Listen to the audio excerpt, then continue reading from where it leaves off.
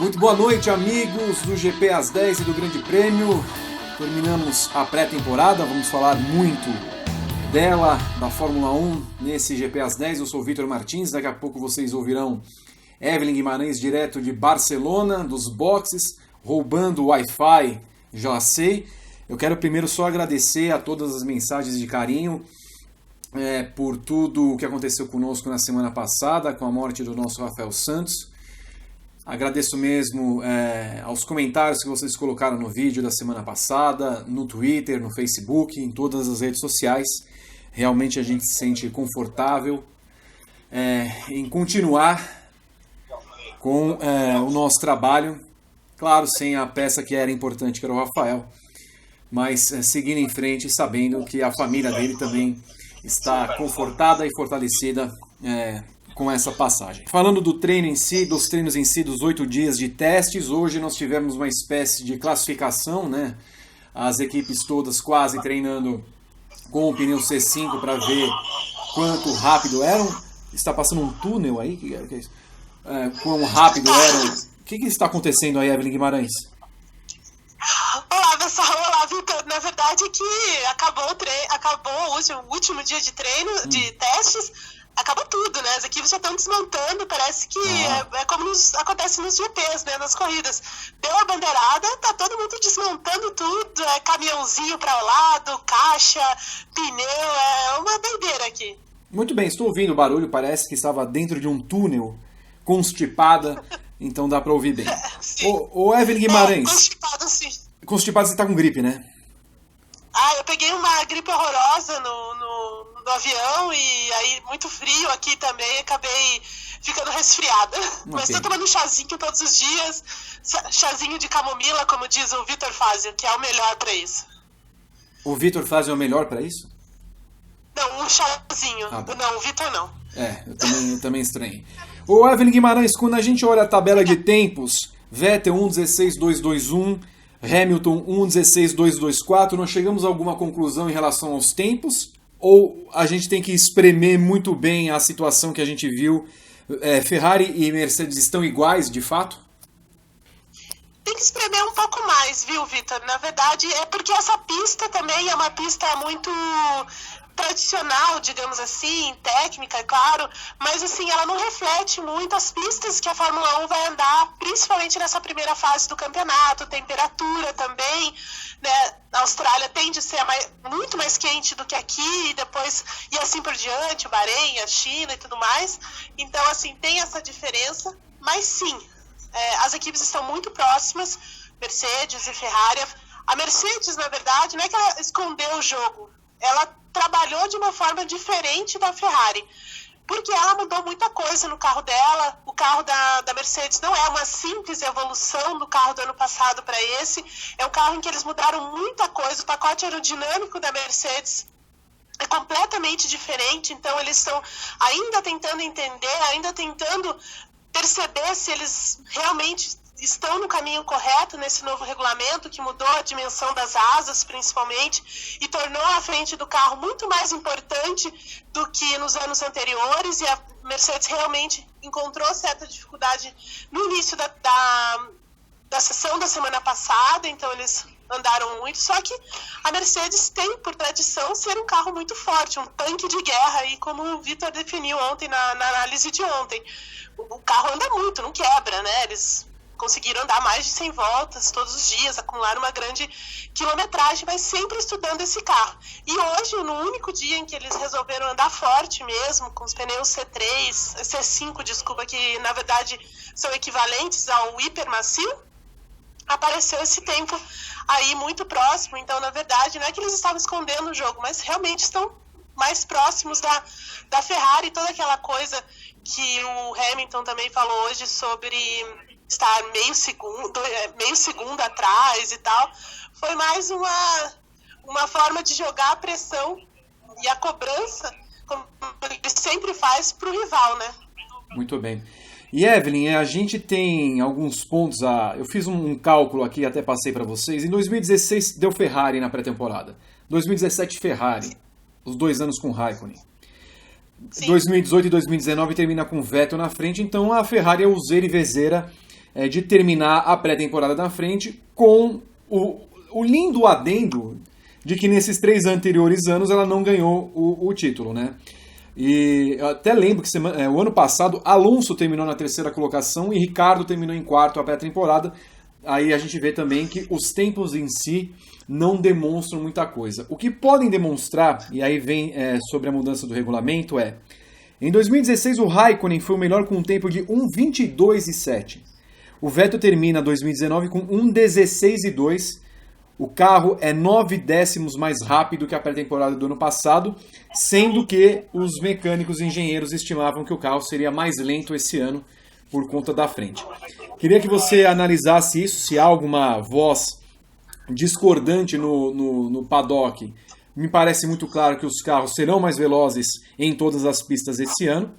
E também, Evelyn, a respeito do que você falou da Mercedes, de como ela trabalhou, ela sempre teve um padrão de usar aquele bico tradicional, né? A gente mostrou nos vídeos das semanas anteriores, né, como ela trabalhou diferente essa frente do carro em relação a Red Bull e Ferrari, um bico muito mais estreito e tradicional, sem aquele pinguelo ali. Mas aí ela levou um bico novo para essa segunda semana, um bico mais arredondado em sua frente e depois continuando com o estreito. Como é que vocês veem a evolução dos carros da Fórmula 1 num ano que não era para evoluir em termos de tempo? E o que essa Mercedes traz de novo? O que a Mercedes precisou evoluir? Porque ela de fato notou que tinha um carro pior que o da Ferrari na primeira semana. Sim, as equipes trabalharam muito. Na verdade, quase todas abandonaram os projetos, os carros do ano passado na metade, passaram aí a trabalhar muito em função desse ano, principalmente aquelas que já não estavam, né, em grandes disputas. De fato, essa mudança de regulamento, ela parece que não é muito grande, não é tão decisiva, mas ela é, né, porque ela mexe com toda a parte de acerto mesmo do carro, acerto aerodinâmico, e também o quanto isso vai influir no carro. Então, como eu falei, toda a parte da frente, agora o fluxo de ar e tudo mais, depende da frente do carro, depende de você ter mais equilíbrio na frente do carro do que nos anos anteriores. E sim, ajudado pelos novos pneus da Pirelli, os carros realmente vão andar mais rápido nesse ano. Essa projeção de 1,5 segundos é totalmente falsa, porque a gente já viu aqui, que é uma pista padrão, digamos assim, que os carros já estão andando muito mais velozes e tem muito mais equilíbrio. Agora, o que eles queriam, que era facilitar a ultrapassagem, ou seja, toda a mudança das asas foram feitas pensando em reduzir a turbulência quando você segue um carro, isso ainda precisa ser melhor revisto, ainda precisa ser visto em corrida. O Vettel falou muito bem sobre isso. Ele disse que não dá para você dizer se melhorou, se piorou, se vai ficar do jeito que está, porque muita gente estava andando em condições muito diferentes, né? Com níveis de combustível diferente, pneus diferentes, acerto de asa diferente. Então não tem como você dizer se isso vai funcionar ou não. Dentro daquilo que ele percebeu, e outros pilotos também falaram, o Magnussen falou, o próprio Hamilton falou, que na verdade ainda está muito complicado de seguir o carro da frente. Não está tão fácil assim de ultrapassar, de seguir o carro e ficar na boa ali. Então muitas equipes até nesses últimos 2 dias testaram isso, essa fase, né, essa parte do regulamento, para que o regulamento, a razão pelo qual o regulamento mudou. Então, a princípio, ainda está muito complicado. É claro que isso deve mudar com o desenvolvimento dos carros e principalmente com a diferença entre as pistas, temperatura e todos esses pequenos detalhes que influenciam na performance dos carros. Evelyn, Mercedes... me desculpe, você ia terminar, por favor. Não, quanto a Mercedes, na verdade, primeiro falando da Ferrari. A Ferrari, sim, tem um desenho bastante ousado, bem atrevido, assim, mais baixo e tudo mais. Eles investiram muito nessa parte, nessa asa dianteira, na parte lateral também bastante refinada, porque a Ferrari tradicionalmente tem um bom pacote aerodinâmico. Ano passado já tinha, no ano anterior já tinha também, e nesse também. Então eles, na verdade, deram um passo muito à frente nesse sentido e até ousado. Eles foram mais ousados do que a McLaren, do que a Mercedes e a Red Bull, por exemplo, que foram mais conservadoras. Mas a Mercedes tem vários pacotes, ela não tem só um pacote aerodinâmico, só uma asa, por exemplo. Até aqui rolou um papo que a Mercedes está com um carro B. Ela tem um carro A e um carro B. E que partes aerodinâmicas que eles andaram aqui, a gente vai ver lá na Austrália e depois não vai ver mais. Só vai ver, talvez, aqui novamente, quando a Fórmula 1 voltar para a Europa. Então, assim, a Mercedes, nesse sentido, ela acaba até sendo um pouco maior do que a Ferrari, de pensar em mais corridas do que num conjunto único. Por isso o Mattia Binotto, o novo chefe da Ferrari, hoje falou que é completamente errado pensar que a Ferrari está tão à frente da Mercedes, embora eles achem que isso seria um grande fator para o início do campeonato. Pois é. E ainda tratando de Ferrari, temos um Leclerc que liderou alguns treinos. E embora tenha terminado sempre à frente a Ferrari em algum desses casos, houve aqui e ali um certo problema, né, na Ferrari. Ela até pode ter o melhor carro, nós vamos ver isso claro na Austrália, ela demonstrou ter um carro pelo menos forte, mas falta alguma coisinha ali, Evelyn, na questão da confiabilidade. Falta mesmo. O acidente que o Sebastian Vettel teve nessa semana não foi culpa dele, na verdade foi uma peça externa que bateu no aro da roda e acabou danificando, e por isso ele saiu da pista. Então não foi um problema de confiabilidade, foi mais uma falta de sorte, assim. Mas sim, eles tiveram problemas hoje de eletrônicos, tiveram problemas de escapamento, tiveram problemas com a parte aerodinâmica também, que eles tiveram que mudar. A parte de refrigeração do motor também tem problemas. Então, assim, a Ferrari, embora ela pareça um carro com uma base muito sólida, como você disse, é isso, ela sofre ainda com falhas. E esse é o grande ponto da Mercedes. A Mercedes não quebra.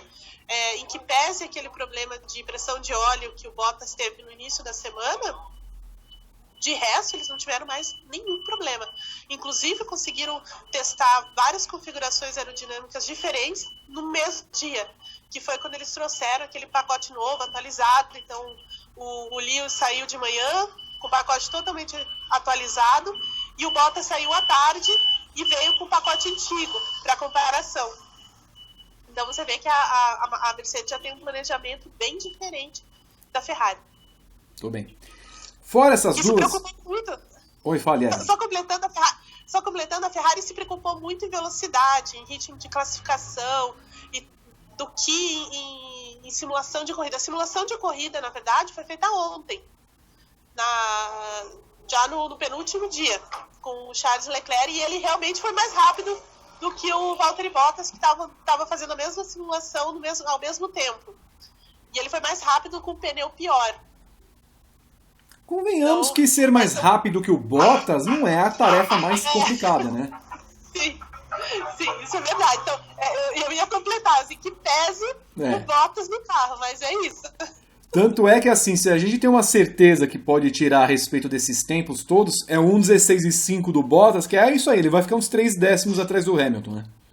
Sim, eu concordo. Eu acho que ele ainda segue atrás, e num ano decisivo para ele também, porque o Esteban Ocon tá aí, acompanhou todos os dias de testes aqui, muito atentamente. A equipe tem dá muita atenção para ele. É claro que ele não andou no carro, porque não é do feitio da Mercedes fazer isso, mas assim, é algo que tem, assim, já acendeu uma luzinha amarela lá do lado dele da garagem. Tudo bem. Fora, é claro que nós vamos falar daqui a pouco do pelotão intermediário, mas me chama a atenção, e não que seja a situação atual da Red Bull hoje, com o Verstappen ter andado na casa de 1:17.7, né, não andou exatamente rápido, mas também um carro que foi consertado depois da batida de ontem do Pierre Gasly. Chama a atenção, no entanto, Evelyn, se a Mercedes foi bem em termos de confiabilidade, a Red Bull não pode reclamar também nesse quesito, porque a Red Bull não quebrou esse ano com o motor Honda. Não, a Red Bull não teve problemas, realmente não teve nenhum problema mais grave ou de ficar parado na pista por conta de falha, nem nada disso. Eles tiveram sim que mudar o motor, na primeira semana, o motor do Gasly, mas foi só por precaução, a Honda fez isso só por precaução e para testes também, mas foi a única coisa que aconteceu com eles. Tanto que você percebe que, né, na conversa, nas entrevistas do Max, do Pierre, mesmo dos chefes, né, que há um ambiente muito mais tranquilo lá dentro, sem aquela tensão quando a Red Bull ainda tinha parceria com a Renault, em que eles viviam em pé de guerra, e depois do primeiro dia de treino já tinha uma avalanche já havia uma avalanche de críticas. Aqui não. No primeiro dia de testes, por exemplo, o Horner falou que o encaixe, né, a instalação do motor no carro, nunca tinha visto algo tão perfeito nesses anos todos de Fórmula 1, imagina, eles foram tetracampeões, né, e nunca tinha visto algo tão perfeito, que eles ficaram muito impressionados com o trabalho que a Honda fez durante todo esse inverno e no ano passado também, essa cobaia, né, digamos assim, que eles usaram com a Red Bull e tá dando frutos. E uma das coisas também que se fala bastante nesse assunto é que a Red Bull deixou a Honda trabalhar sem grandes interferências, porque esse era um grande problema que tinha na McLaren. A McLaren queria que a Honda fizesse de tal forma e aí aconteceu o que aconteceu, e na Red Bull foi diferente. Eles conseguiram trabalhar sem muitas interferências e de forma calma, cumprindo as metas uma a uma durante todo o ano passado e durante todo esse inverno. Então, assim, isso se refletiu na pista, né? Exato. E assim, você falou da cobaia Toro Rosso, no caso, e a Toro Rosso também se beneficiando, né? Porque ontem Albon terminou num bom tempo, fez um tempo na casa de 1,16. Hoje o Kvyat também fez um 16,8, terminando ali no mesmo patamar da Renault do Hülkenberg, da McLaren do Sainz, da Haas do Raikkonen e também ontem a respeito do Giovinazzi, que andou na casa de 16. Então, a gente entrando na Toro Rosso ali, vendo o benefício que ela teve em ser a cobaia do ano passado, a gente começa a ir para esse pelotão intermediário e entendendo que a Red Bull, imagino, vai brigar ali na frente no mesmo pelotão em que Mercedes e Ferrari, mas esse pelotão intermediário me parece muito mais próximo da Fórmula 1A e entre eles, né? Você vê Renault, Toro Rosso, McLaren, Haas, Alfa Romeo no mesmo patamar. Então, e a Toro Rosso, assim, impressionou bastante esse novato, Alex Albon, um menino que andou consistentemente durante toda a semana em um ritmo forte, ensaiando distância de corrida, pit stop, todos os procedimentos que eram necessários, e durante os 8 dias ele cometeu apenas um erro, que foi logo quando ele saiu pela primeira vez com o carro e subestimou um pouco os pneus frios, asfalto frio e rodou.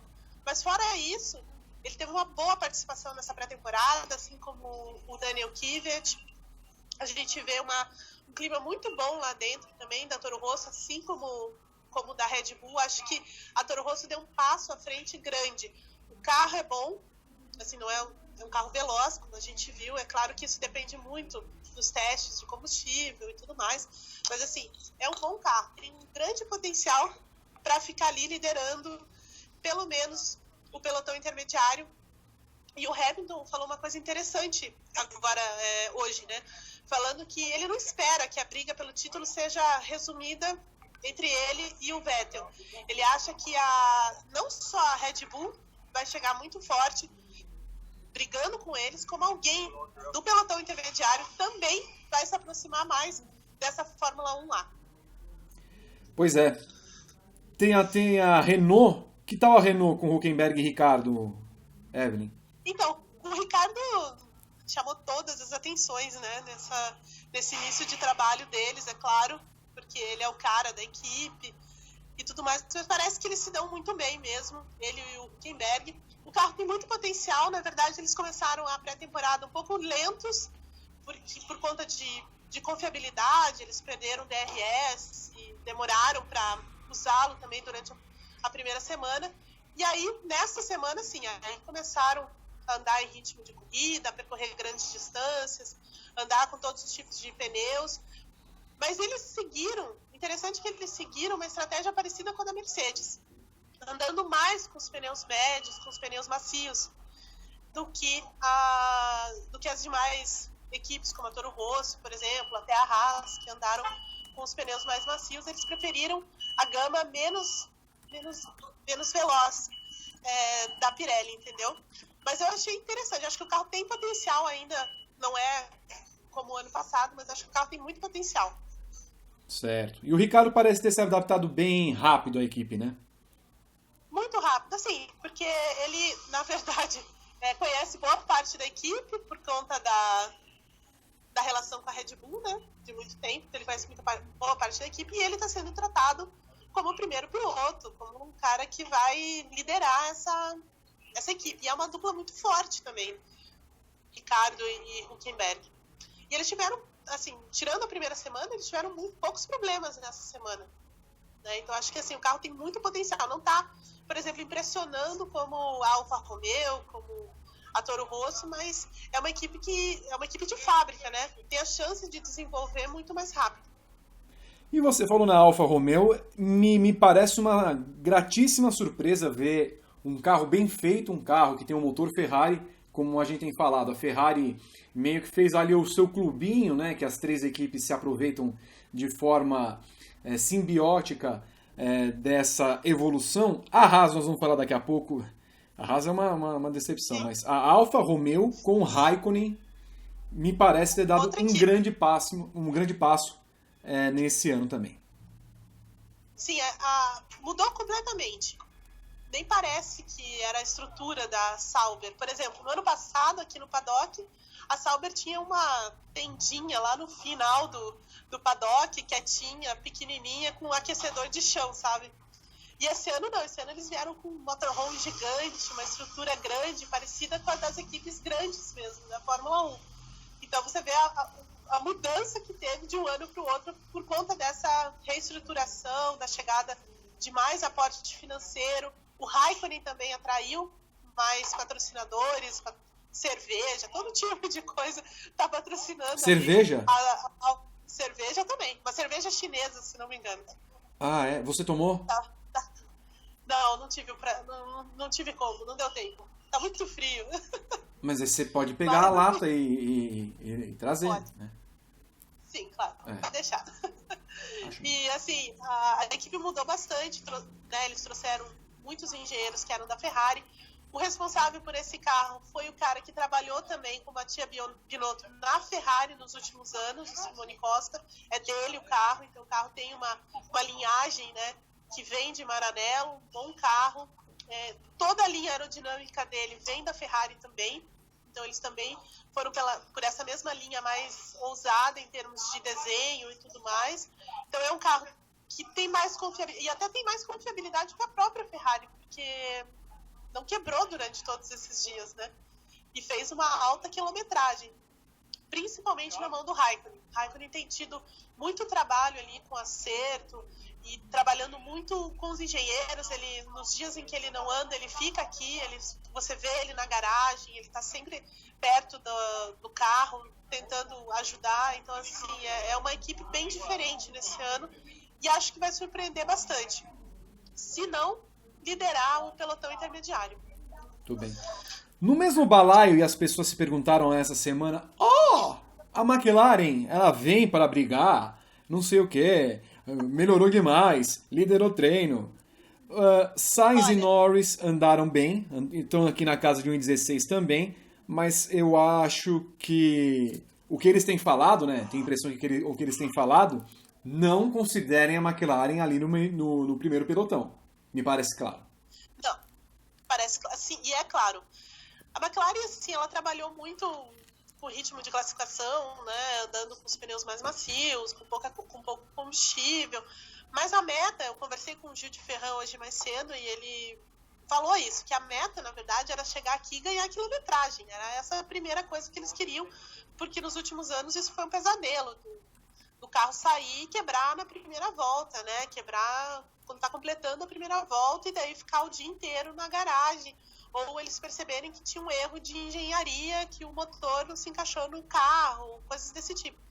Não, nesse ano todo o projeto do carro começou muito mais cedo, a Renault trabalhando intensamente com a McLaren junto, para tentar deixar esse conjunto mais forte para esse ano. E realmente o carro parece muito melhor do que o ano passado. Todos, assim, é o que se fala. Não que ele vá realmente disputar a liderança do pelotão intermediário ou qualquer coisa assim, não vai. Né? Não é isso.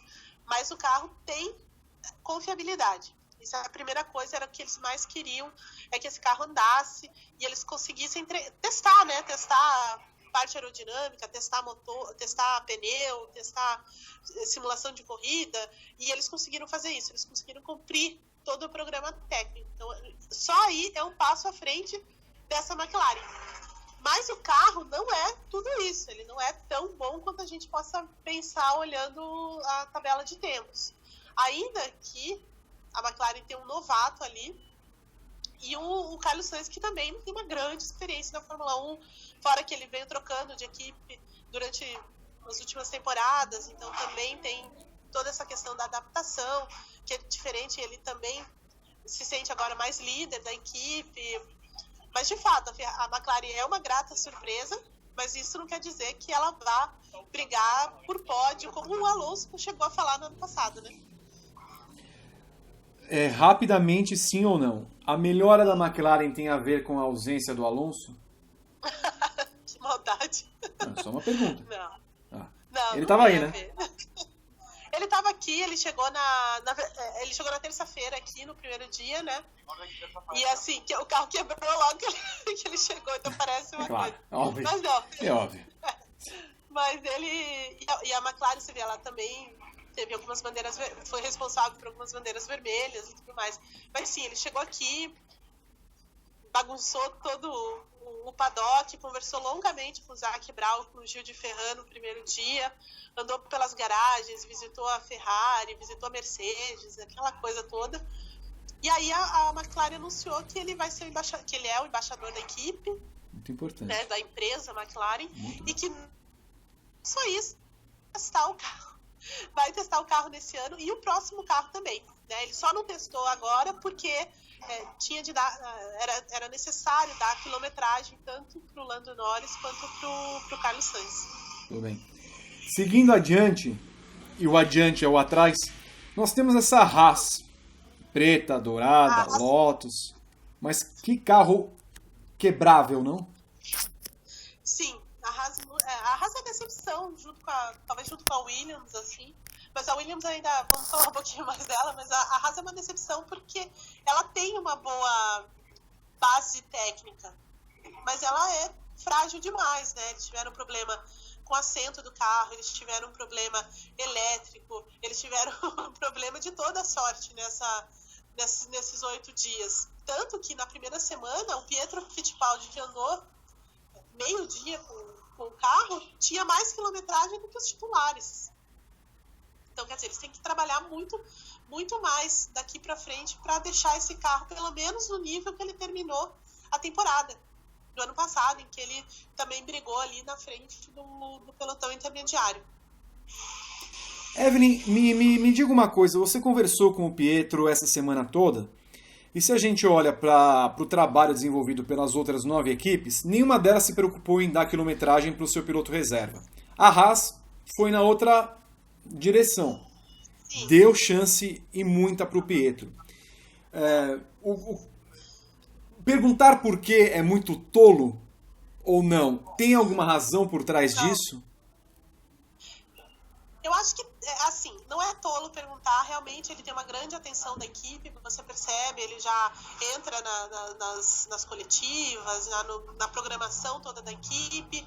Na verdade, existia uma conversa também, porque ele poderia andar nessa semana, ou ontem, ou hoje, mas aí como os dois titulares tiveram muitos problemas, não tiveram tanto tempo no carro, aí a chefia da Haas, né, falou, não tem como você andar, então assim, são sinais que a gente vai pegando aqui e ali. Ele está muito, muito centrado com a Haas, não está nem um pouco preocupado com o fato de não ter a superlicença ainda.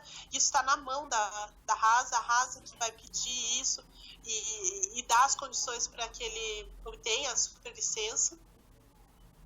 Ele ainda até quer fazer outro campeonato junto com o trabalho que ele tem com a Haas, mas só se for um campeonato em que ele tem um carro muito competitivo, em que ele possa vencer. Se isso não acontecer, ele não vai correr em outras categorias, vai se dedicar unicamente ao trabalho no simulador e de ajuda da Haas, indo a quase todas as provas durante a semana, durante o ano. Durante essa semana ele passou 2 dias no simulador, testando tudo aquilo que eles viram da semana passada. Então, assim, ele está ganhando cada vez mais espaço realmente dentro da Haas, e isso é um sinal de que a equipe pode estar pensando seriamente nele para a temporada que vem, ou, né, diante de contratos anuais que ela faz com Kevin Magnussen e o Romain Grosjean. E considerando também, Evelyn, que os dois não são a maior constância e beleza do mundo, Sim. Então há grandes chances do Pietro ser titular em 2020, até por essa exposição que a Haas tem dado. E é importante também que ele tenha essa posição nesse ano, que a família Fittipaldi, inclusive o pai dele, que é um dos responsáveis pela carreira, tenham essa direção, porque no ano passado justamente foi o que estragou a carreira do Pietro, ter tantas categorias para ele correr, dar tantos carros na mão dele, e acabou sobrecarregando o piloto. Ele correu no WEC, correu na Indy, correu na Super Fórmula, então, e teve um acidente lá em Spa-Francorchamps, acabou atrapalhando e destruindo a temporada 2018 do Pietro. Evelyn, Verdade. perdão, fale. Não, eu só ia dizer assim que realmente a família, o pai dele principalmente esteve aqui durante todos esses dias, sempre acompanhando de perto, o avô também mandando mensagem, ligando, aquela coisa toda. Mas o Pietro mesmo está muito centrado, você percebe que ele realmente está bem concentrado nesse trabalho com a Haas. Você percebe que ele sabe que essa é a chance, digamos, para dar o primeiro passo para a Fórmula 1. Então, assim, os sinais são positivos até agora, né? E vamos ver. E até você falou do Grosjean e tudo mais, eu conversei com o Felipe Giafone nessa semana. Todos sabem que ele também trabalha como comissário da FIA. E aí ele estava aqui na Haas, conversando com os engenheiros e tudo mais na Haas. E aí o Grosjean, quando descobriu que ele era comissário, falou: não, sai daqui, eu tenho um horror a comissário da FIA. Não, porque sabe. Negão sabe. Ele, que toma punição. Ele falta 2 pontos pra ele, né? Sim. Ele quase foi suspenso, né, também. Negão, sabe bem o rapaz. Evelyn, pra encerrar as equipes, nós temos Racing Point, que também me parece uma decepção, considerando a grana que tem do Lance Stroll. Sim. Pois é, a Racing, assim, eles mantiveram boa parte do grupo técnico, que é a força, que era a grande força da Force India no ano passado. Eles mantiveram essas pessoas, mas o carro mudou muito, né? A estrutura também da equipe mudou demais. Por exemplo, na primeira semana eles não tinham peças sobressalentes, então quebrou uma asa, né? Quebrou alguma coisa dentro do carro, acabou o treino, né? Acabou o teste, acabou o dia, tem que esperar no outro dia para vir da fábrica e tudo mais. Então a primeira semana foi bastante limitada em termos de testes mesmo, de explorar o carro, os limites e tudo mais. Não, essa semana já não, eles já conseguiram andar um pouco mais, mas certamente não é uma evolução do carro do ano passado. A gente não vai ver a Racing Point no mesmo nível da Force India, por exemplo, ao menos nesse início. E para encerrar, a nossa gloriosa Williams, Evelyn, que testou 5 dias e meio dos 8 em Barcelona, e hoje vejo aqui o nosso glorioso Robert Kubica terminando com 1.18.9. 1.18.9 no ano passado seria 8º colocado. Em 2017, na pré-temporada, seria 2º, ele terminaria atrás do Raikkonen ainda. Bela evolução da Williams. Então, a Williams, assim, foi o grande destaque da primeira semana, porque eles não conseguiram deixar o carro pronto para o primeiro dia de testes. Lowe, que é o diretor técnico da equipe, o grande responsável por esse projeto, pelo carro e tudo mais, disse que simplesmente a equipe não tinha as partes principais prontas para colocar o carro na pista. Uma equipe do tamanho da Williams não tinha. E ele não teve como explicar por que isso aconteceu. Nem ele, nem a Claire Williams. Enfim, mas assim, eles têm um aporte financeiro esse ano, não é o mesmo do ano passado, dos últimos anos, mas eles estão patinando nesse início de ano, sabe? Falta muita coisa. Eles até colocaram o carro na pista sem algumas partes, sem partes sobressalentes. Então, o final da última semana foi quase um pesadelo lá na Williams. Cancelaram coletiva, os pilotos falaram muito pouco. Aí, essa semana não. Essa semana eles conseguiram andar mais, conseguiram dar uma quilometragem até para o carro, mas nada que não foi um programa que eles queriam fazer. De simulação, de classificação, de corrida, de testes aerodinâmicos. Basicamente, eles ficaram avaliando as asas, né, que são diferentes nesse ano, como eu já falei, e ontem, na parte da tarde, o George Russell fez uma simulação de corrida e o Kubica fez hoje corrida e classificação, que era o que eles precisavam fazer de forma urgente depois dos primeiros dias, só com checagem de sistema, só com esse trabalho de preparação que as outras equipes levaram muito menos tempo para fazer. Muito bem. Então, assim, a Williams começa o ano nesse revés, meio que trazendo aquela zica do ano passado ainda. Evelyn, o povo quer saber. Daqui 2 semanas nós teremos o início da temporada da Fórmula 1. É claro que durante esse tempo haverá um trabalho de avaliação de todas as equipes, sobre todas as peças que foram testadas. A Williams, por exemplo, colocou grelhas de churrasco no carro inteiro. Foi um carro ótimo, dá para fazer um churrasquinho nele. A Renault veio com aqueles dentes, muita parafina nos carros. Então aí nós teremos aí uns bons 10 dias até que as equipes tenham conhecimento de todos os detalhes para levar as coisas para a Austrália. Pergunto a você, Evelyn Guimarães, qual é a ordem hoje da Fórmula 1 e quem é que começa como favorito a ganhar o GP da Austrália em Melbourne?